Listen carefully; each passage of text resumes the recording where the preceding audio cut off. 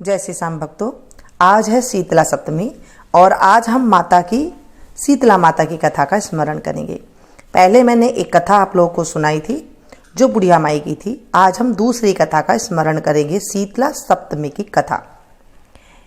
शीतला सप्तमी के दिन बासोड़ा के नाम से भी जाना जाता है। इसे ठंडी रोटी खाई जाती है, यानी कि चैत माह की जो कृष्ण पक्ष की सप्तमी आती है उसे शीतला सप्तमी के नाम से जाना जाता है। और शीतला सप्तमी के एक दिन पहले यानी कि छठ वाले दिन खाना बनाते हैं रात को, और आज शीतला सप्तमी के दिन माता को चढ़ाते हैं और फिर भोजन करते हैं। कहीं कहीं पर व्रत भी किया जाता है और चढ़ाने के बाद पूरे परिवार भी जो है ठंडा भोजन ही करते हैं। कहीं कहीं पर अष्टमी की भी बनाई जाती है कढ़ाई, तो सप्तमी दिन बना करके अष्टमी को पूजा की जाती है। आज हम शीतला माता की कहानी सुनेंगे। बोलिए शीतला माता की जय। व्रत वाले दिन जब व्रत करते हैं, क्योंकि ठंडा खाते हैं तो व्रत ही किया जाता है। उस दिन गैस चूल्हा नहीं जलाते हैं, और अगर छोटे बच्चे हैं तो दोपहर के बाद जलाने के लिए हमारे बड़े बुजुर्ग हमसे कहते हैं। व्रत करने वाले दिन सुबह जल्दी उठकर नहा लेते हैं, सुबह सवेरे जल्दी उठते हैं उस दिन, और इसके बाद हाथ में जल लेकर के पूजा का संकल्प करते हैं। संकल्प करने के बाद विधि विधान तथा सुगंध युक्त गंध व पुष्प आदि से शीतला माता की पूजा करते हैं। जैसे कुछ पुष्प ले लिया हाथ में और वो जो है माता के वहां पर पूजा करते हैं। इस दिन ठंडी पूजा की जाती है, अर्थात जैसे दिया नहीं जलाया जाता है। कई लोग गलती करते हैं, देखा देखी दिया जला देते हैं, अगरबत्ती जला देते हैं, धूप जला देते हैं। ये नहीं करते हैं, क्योंकि ये ठंडा खाना है ना, ठंडा पूजा की जाती है, तो उस दिन ये सब काम नहीं होते हैं। आजकल देखा देखी में न जाने नई नई कितनी बातें बताते हैं, उससे ये गलती कर जाते हैं, जिससे भुगतनी पड़ती है। माता जी के पूजन के लिए साफ सुथरा जल ले, यानी कि ताज़ा जल भर ले, और दही जरूर अवश्य होना चाहिए। दही का लेपन चढ़ा करके माता को स्नान किया जाता है, कराया जाता है माता को स्नान। माता को ठंडा ठंडा चढ़ाया जाता है। कई लोगों के यहाँ पर पानी में दूध डाल करके भी ले जाते हैं, उससे भी जो है माता को स्नान कराया जाता है। और ठंडी ठंडी जितनी भी चीज़ें होती है फिर वो चढ़ा करके वहाँ पर माता का स्मरण किया जाता है। एक चीज़ का ध्यान रखें, अगर आपने गर्म दीपक जला दिया या फिर धूप वगैरह जला दी तो जो बीमारियां होती है, बड़ी बड़ी बीमारियां, फोड़े वाली, माता निकलनी, ये सारी होने लग जाते हैं, और यहाँ तक कि रोग का जो कारण होता है वो भी हो जाता है। तो इसलिए बचना चाहिए, और ये बच्चों के लिए होती है। माता जी के सप्तमी के दिन माता जी को ज्वार के आटे के बने जेवर चढ़ाए जाते हैं, किन्हीं किन्हीं के, नहीं तो 2 मुट्ठियाँ बना करके भी चढ़ा देते हैं। इसके पश्चात एक दिन पहले जो बनाए हुए ठंडी और बासी खाना होता है, जैसे लापसी, ओलिया, पुआ, भजिया, पूरी, मोठ, भात, ज्वार की रोटी, चने आदि का जो भोग बनाते हैं वो लगाते हैं। फिर पथवारी और होली की भी पूजा की जाती है। जहाँ पर होली मंगली थी वहाँ पर भी पूजा की जाती है। इसके बाद शीतला स्तोत्र का पाठ कर सकते हैं आप। अगर आपको नहीं आता है तो आप ऐसे ही पूजा कर सकते हैं मन से। यदि यह उपलब्ध न हो तो शीतला माता का व्रत की कथा सुने, जैसे मैं सुना रही हूँ उसे आप सुने, और साथ में गणेश जी की भी कथा अवश्य सुननी चाहिए। कहीं कहीं पर पथवारी की भी कथा सुनी जाती है। जहाँ पर मान्यता है वहाँ पर पथवारी की कथा आप सुन ले, नहीं तो शीतला माता की और गणेश जी की कथा बस आप सुन सकते हैं। और जब आप सुने तो हाथ में थोड़ी सी कईयों की बाजरी लेते हैं, और कई जो है दाल वगैरह लेते हैं, तो आप दाल भी हाथ में ले सकते हैं, और उसको जो है आप फिर कथा शुरू करें। बोले शीतला माता की जय। एक गांव में ब्राह्मण दंपति रहते थे। उनके 2 बेटे और 2 बहुआं थी। दोनों बहुओं को लंबे समय के बाद बेटे हुए थे। इतने में शीतला सप्तमी का त्योहार आया। घर में त्योहार के लिए ठंडा बासी खाना बनाया गया। दोनों बहुओं के मन में विचार आया, यदि हम ठंडा बासी भोजन करेंगी तो बीमार पड़ जाएंगी। हमारे बेटे तो अभी छोटे हैं और हमारा दूध पीते हैं, बासी खाने से कहीं भी बीमार न पड़ जाए। इस तरह का विचार करके दोनों बहुओं ने पशुओं के दाने तैयार करने वाले बर्तन में गुपचुप बाटी बनाकर रख ली। उसके बाद सास के साथ शीतला माता का पूजा करने चली गई। सास और बहुओं ने शीतला माता की पूजा की और शीतला माता की कहानी सुनी। बाद में सास तो वही मंदिर में शीतला माता के भजन करने के लिए बैठी रह गई, जबकि दोनों बहुएं बच्चों के रोने का बहाना बनाकर घर में आ गई। पशुओं के दाने में बर्तन में जो बना के गई थी ना, गर्मा गर्म बाटी निकाली और उनका चूरमा बनाकर पेट भर कर खा लिया, क्योंकि सास तो मंदिर में थी। सास ने घर आने पर बहुओं से भोजन करने के लिए कहा। बहुएं ठंडा भोजन करने का दिखावा करके घर के काम में लग गई। सास ने कहा, बच्चे कब से सोए हुए हैं, उन्हें जगा कर कुछ खिला पिला तो दो। बहुओं से सास कहने लगी, क्योंकि कई देर हो गई थी, बच्चे जो है दिखाई नहीं दे रहे थे, तो सास ने कहा कि बच्चों को उठा करके जगा करके ले आओ, काफ़ी देर हो गई है उन्हें सुलाए हुए। बहुएं जैसे ही अपने अपने बेटे को जगाने गई तो उन्होंने उन्हें मरा दे हुआ पाया। ऐसा बहुओं के द्वारा झूठ बोलकर गर्म खाना खाने के कारण शीतला माता के प्रकोप से हुआ था। बहुएं जोर जोर से रोने लग गई।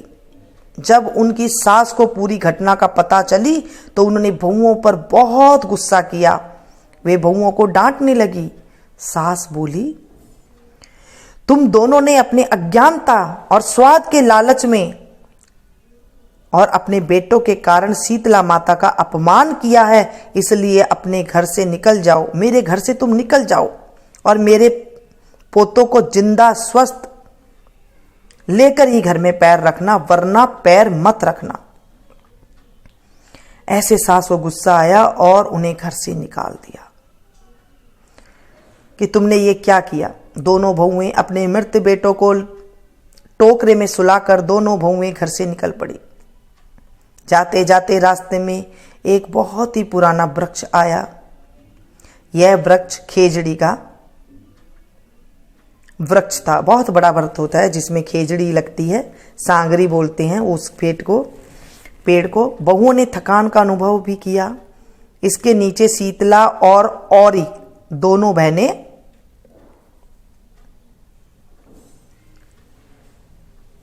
बैठी थी। दोनों के बालों में काफी बड़ी संख्या में जूएं पड़ी हुई थी।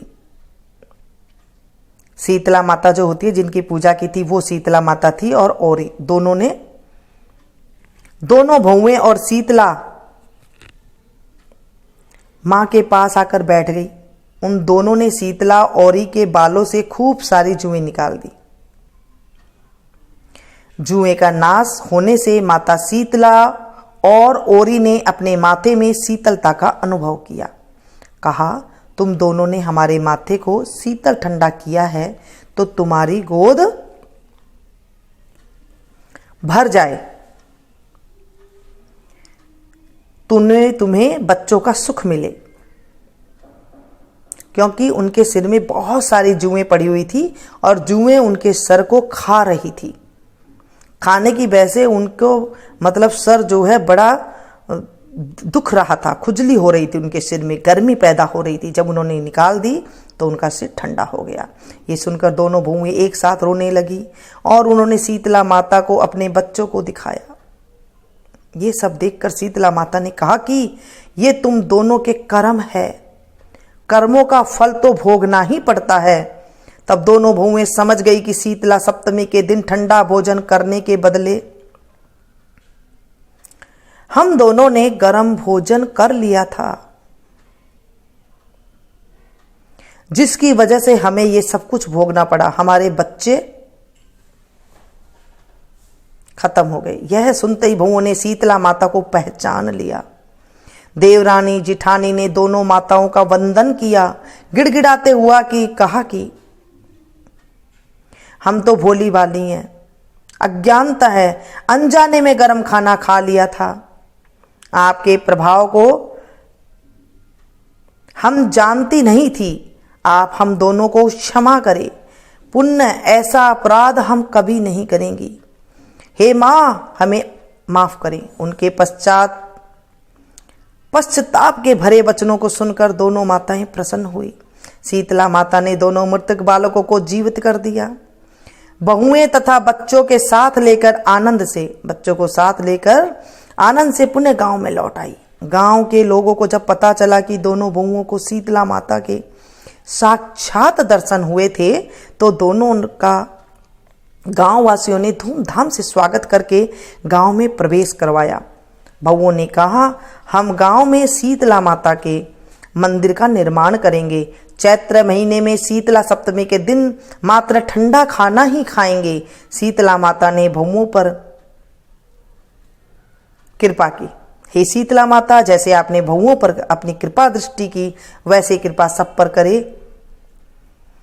श्री शीतला माता सदा हमें शांति, शीतलता तथा आरोग्य दे। शीतला माता के दिन ठंडा खाना खाना चाहिए जिससे हमारे बच्चों के ऊपर रोग नहीं आते हैं, बच्चों के ऊपर कोई दिक्कत नहीं आती है। तो हे शीतला माता, इस कथा को जो पढ़े, सुने, सुनाए, हुंकारा भरे, उनके जीवन से भी कष्ट की निवृत्ति करना। हे शीतला माता, आज हमने आपकी कथा का स्मरण किया है।